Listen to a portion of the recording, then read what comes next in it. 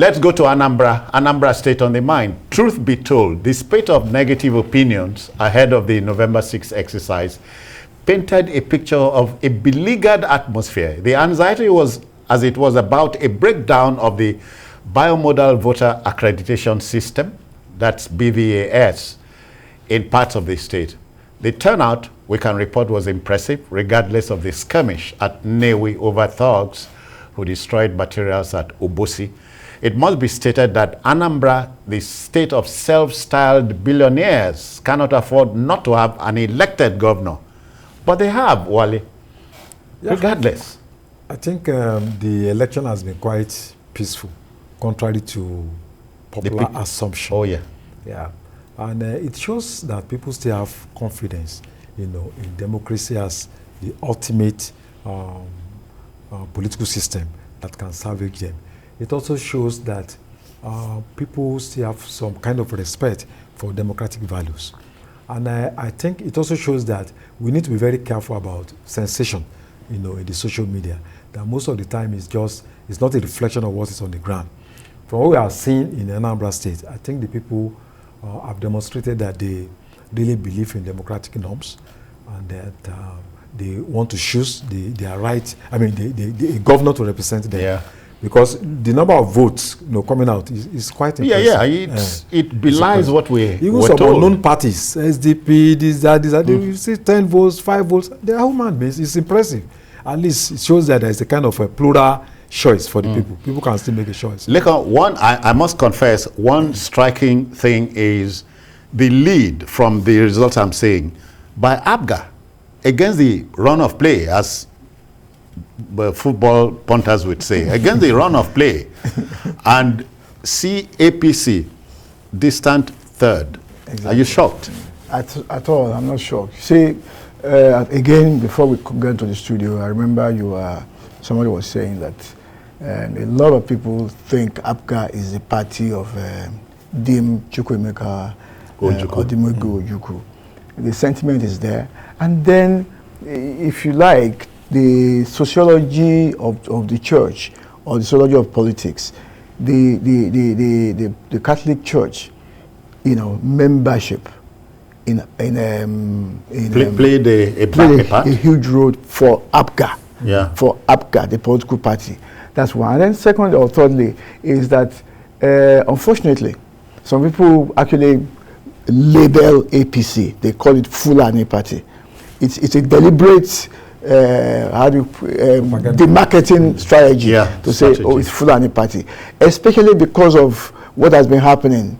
Headers killing people, attacking people and all that. So it looks like this is the party of the enemy. Whoever is representing them, we are not interested in that person. Even if he's the best person, we just don't want him. But it made an impressive showing. Exactly, that's what I'm saying. Yeah. It made an impressive showing. There's no doubt that that party or that's APC or its candidate has some strength somewhat.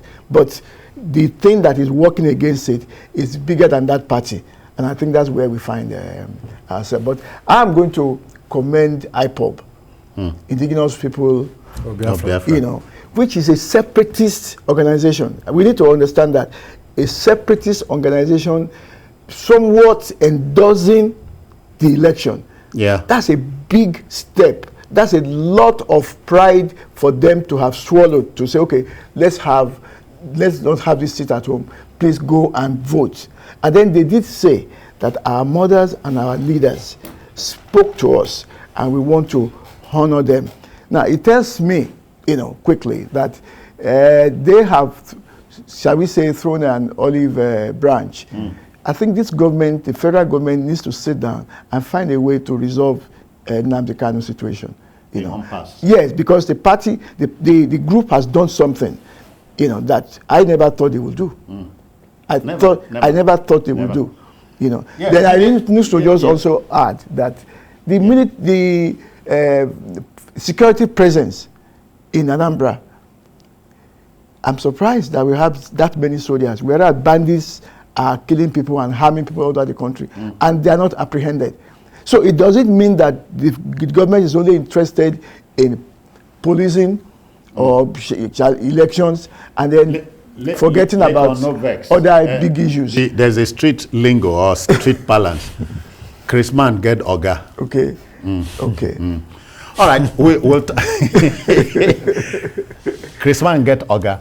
All right, we'll turn things over to Jide in Abuja. Jide, so Anambra is here. Anambra, all the pictures painted, not quite so. So election has come. And looks like a new governor is waiting to take office next year. Yes, it's a happy day because in spite of the problems, the apprehension, the tension before the election, the people showed resilience and they came out to cast their votes. It makes me happy because I remember saying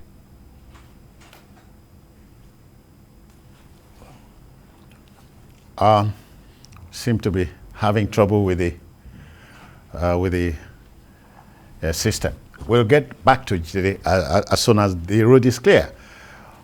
Well, so we are not surprised at all. Yeah. And as journalists, our business is not to be opinionated, report what's on the ground. Yeah, we have to report the diversity of opinion. That's it. And not just to write what, we should not substitute our consciousness for the consciousness of the people. So I'm not surprised that guy is, coming out with a good show. Even in Aguata, where the three governors. But I'm surprised. Well, look at Aguata, where all the three contestants come from. Yeah, with about 20 words, Soludo has been able to beat the other candidates there. So I'm not really surprised because Abga is regardless of the stud way them planned for him. Yes. Abga is seen, as their own indigenous political party. And I think it's the party to beat, even though we are not sure of which candidate to emerge. But I think Abga is the party candidate to beat in the Anambra election. Again, nothing is heard about the ZLP candidate who was kidnapped. That's was like a little fly in the ointment. Okay, I hear Jide is back online. Jide, sorry about it. These things you can never foretell. Okay, good. You're back. So Anambra on the mind. Yeah. Yes. People talk about low turnout. It's understandable given the tension and the climate of fear that reigned in the days leading to the election. But you and I know that elections in Anambra have always been characterized by low turnout. The highest percentage we've recorded since 2010 was 24% of eligible registered voters. So I'm not surprised that the turnout was low. In fact, I will praise the resilience of voters that in spite of threat to life and all that, they still came out to exercise their franchise. And one other significant thing about the election is the conduct of security operatives. Yes, we had stories of some polling stations not manned at all by security operatives. In fact, some of the candidates claimed that there was no policeman, within the precincts of their polling centers. So you wonder how we could have deployed 34,000 policemen, 20,000 civil defense operatives, as well as soldiers to a small state like Anambra, yet some of the polling centers did not have security operatives. But it's where the security operatives were deployed. We have been hearing reports of decent behavior by these officers and men. We are not receiving reports of people brutalized at polling centers and all that. I think this professional conduct by our policemen, our soldiers, and civil defense operatives must be commended. And this is what we want to see in subsequent elections. Yeah. Policemen don't have to get involved in the election, but let them continue to behave in a decent manner, conduct themselves professionally, and the usual distrust that our people have for security agents on election day will fade away. So we've got to give kudos to them and give kudos to INEC as well, because INEC showed confidence, INEC showed determination to conduct this election in spite of the difficulties. And yes, there were issues even with technology, but it's understandable. We were using that technology at this level for the first time. So there would be staff who did not know how to operate. So it's in the process of being fine-tuned. Yes. Yeah, so we'll get better. We'll get better. We'll certainly get better. Yeah. Lekon and Wale, it tells me and you folks that it is possible. It's possible. Where there's a will, there's a way. But, you know, let's give it to the Anambra people, you know. They have, over the years, just check the quality of their governors over the years.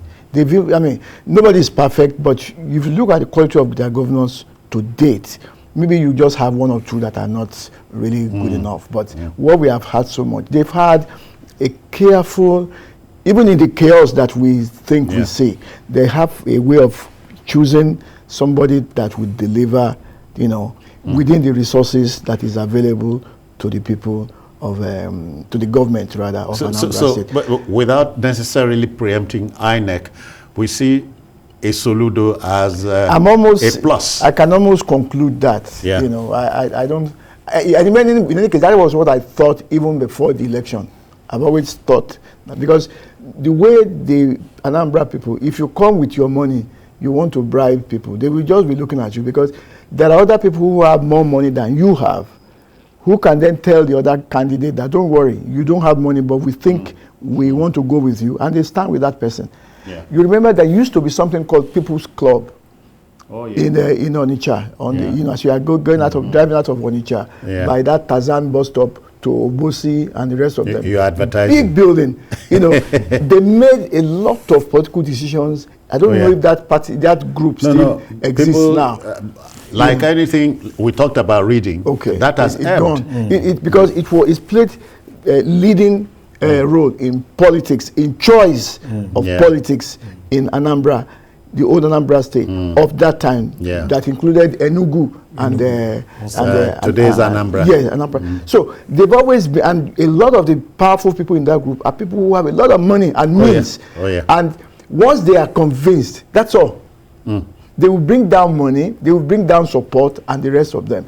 And I think whatever they are doing right in Anambra State, other states need to sit down and, you know. Well, it is rather than people asking to. I saw people were giving money, but it's But you know, talking about that viral video. Yes. It could be the handiwork of some naysayers, whether or not you like it. Wale, you see, it's a three-legged race. You are not surprised. The APC, ABGA, and the PDP. I'm really not surprised that Soludo is going to, you know, don't preempt the PDP. That's going to make an impact. The INEC, you know, because if you look at the, you know, what is in contention, what people are demanding for, I think the current governor, two things go for him. First is the cargo airport, and then is the fact that his tenure, irrespective of the fact that the federal government is responsible for the second Niger bridge. But I think many people in Anambra see the governor as, you know, putting pressure on the federal government to ensure that that bridge is completed. You know, Anambra is the... Otherwise, Obiano, to me, is like a dark horse. I think if you talk about roads and all that, I don't think it has made much impact. No. You know. But you see, Anambra also is the home of political bigwigs in this history of Igbo politics. Talk of Zik, talk of Ojukwu, Emeka Ojukwu, Emeka Anyako, even radical politics, Olisa Agbakoba, you know, Professor Obi. So you know, they have a qualitative political history that is very difficult for just another person to emerge.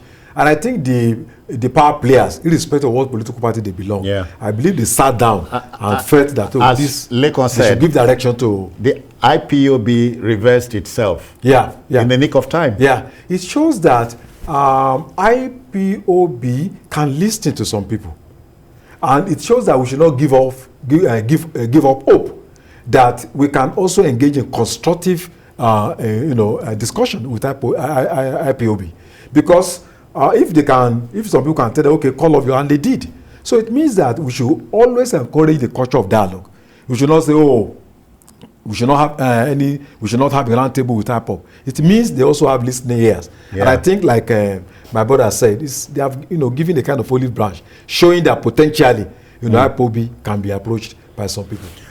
Jide, as we bury this subject, but I guess we can say Anambra is ready for the next level. Yes, it is the political culture, the voter behavior in Anambra has been consistent. And on issues with Jide, yesterday, they asked me the question, who do you think will win? And I predicted that somebody will win, and that person is leading now by an audacious margin. So that has been consistent with the voter behavior in that part of the country, in that state. The voter behavior when it comes to national elections in Anambra State is always different to what you see when it is a local election. Local in this case, I mean governorship and House of Assembly election. So you will find that in the national election, Nigeria's most dominant opposition party always triumphs in that state. That's in the national elections. That's presidential, senatorial, and House of Reps election. But when it comes to the governorship and the House of Assembly election, it's a different party that usually carries the day. The people are resilient. They showed a determination to come out and vote in spite of the lingering insecurity across the Southeast. And they've got to be commended for that. And I hope that the incoming governor will be able to build, especially on the tremendous successes recorded by Governor Peter Obi, who perhaps is the best governor in the history of that state. Given the achievements that he recorded, he laid a solid foundation for the state. So the incoming governor should be able to build on that. Anambra has got all it takes to be clearly one of the best 5 states in our country. And with the tremendous resources at their disposal and the manpower and the wealth in the hands of individuals in that state, Anambra can actually become a worthy example for our country in terms of industrialization.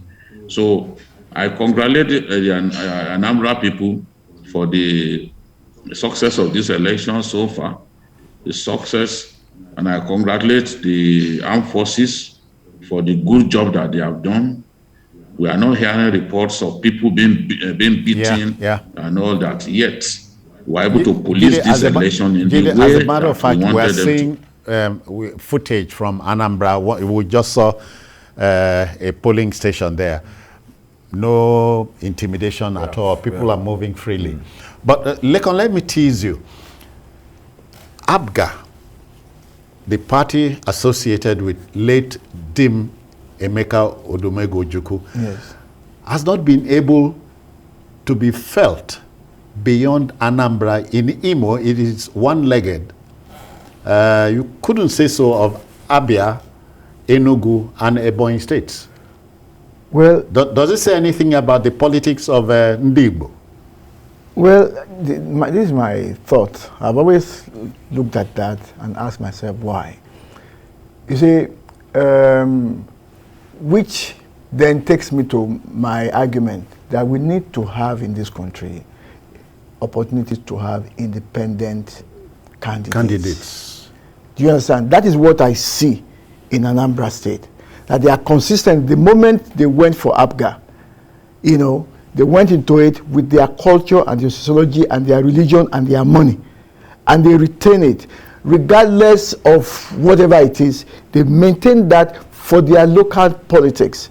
And that's why I think that is a major case for us to say, listen, why can't we have, inserted in the Constitution, the idea of having independent candidates? Rather than, we don't, I mean, come to think of it, political parties are supposed to advance private interests in the public domain. So those people of Anambra have decided that this is a vehicle that they will use to express their politics, to achieve their internal goals, economic and social goals within their state. And I think they should have no apologies to anybody for that. Okay. They should be encouraged. And if any other political party that we may think is minority or small decides, is able to have a buy-in to the conscientization of the people of any particular state, and it begins to give returns, maybe we might begin to be looking at the idea of independent. I subscribe to what APGA is doing, or the Anambra people are doing, 125%. Okay. Wale, we must bury this. And by asking, where do we go from here? Anambra will not play catch-up. Let them, in the words of Lekon, show us the way. Because, as you said a while back, that's the state of the Ziks of this life, the Ojukus, the Anyokus, the Chinua Achebes. Name them. Olisa Bakoba and all of them. Atonwako, so many of them. Atonwako, yes, so many of them. Well, they've shown a great deal of civilization in Anambra State. And I hope this culture will continue. You know, Anambra used to host the first university in the East, University of Nigeria and Soccer, before, you know, it's now in the first university in Nigeria, actually, because UI was University College of London. No, you people should not quarrel here. We agree. UNN is the oldest university in Nigeria. The first indigenous university in Nigeria. It's the first university in Nigeria. Let's maintain status quo ante. All right then. Okay, so that's it about that story. We go to the